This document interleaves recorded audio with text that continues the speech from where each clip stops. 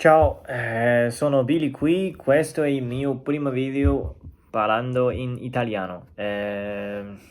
Sono cinese, ho vissuto in Brasile, mi sono trasferito da Brasile in Italia 8 mesi fa e sto ancora imparando questa bellissima lingua.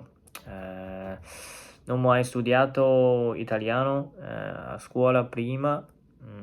Faccio solo lezioni online ormai, guardando video, podcast, imparando vocaboli, frasi, così, da solo. Adesso vivo a Milano, studio qua, ma ovviamente il mio corso è inglese, quindi non ho bisogno di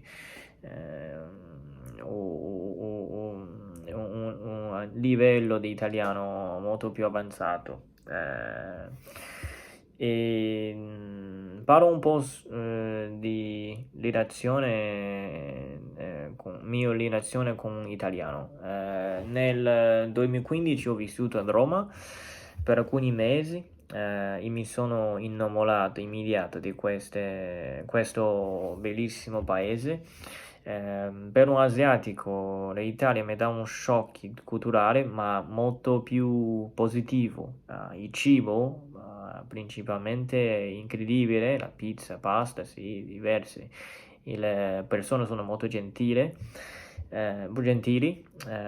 la storia, la bellezza della cultura, il bel tempo in generale, l'architettura, l'arte, e la moda anche, soprattutto qua in Milano, rendono l'Italia un luogo molto affascinante in cui vivere.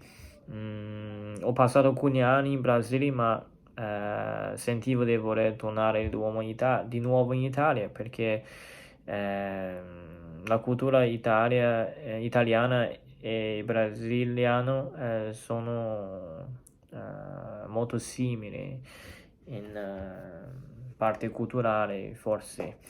Mi aiuta molto con le lingue, la cortesia è molto alta. Sono un po' privilegiato come cinese che non fa fatica ad adattare l'Italia. Al contrario, sento che l'Italia a volte è proprio come in Brasile. E cosa altra? Ho preso la mia decisione e ora sono di nuovo qua. Mi sono pentito di non aver studiato italiano quando ero a Roma 7 anni fa. Quindi ora non voglio mettermi di nuovo in imbarazzo, quindi ho iniziato a imparare italiano da solo. Anche il mio corso è inglese. La maggior parte dei compagni delle classi sono italiani e ho fatto del mio meglio per chiacchierare con loro in italiano. Faccio tesoro della esperienza di parlare con la gente, del posto anche nei ristoranti e nei supermercati, perché può farmi perdere la parola,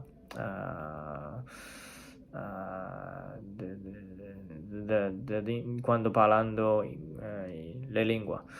Qualche volta io guardo i canali televisivi italiani e scrivo parole che mi interrompono dalla comprensione nel contesto. La parte più difficile dell'apprendimento dell'italiano è la grammatica, senza dubbi. Come in cinese la nostra grammatica è semplice, quindi rende ancora più difficile dominare la grammatica italiana. Ehm, eh, eh, cosa altro devo dire? Mi aiuta molto che ho imparato molte parole interessanti, utili, quando parlando con le gente e con televisione. Penso che la cosa più importante per imparare una lingua sia cercare di immergersi nella lingua e nella società. Uh, sì, ho studiato da solo per 8 mesi, ancora c'è un lungo cammino da fare, ma questa è la prima video così in italiano. Spero che sia piaciuto e alla prossima, grazie.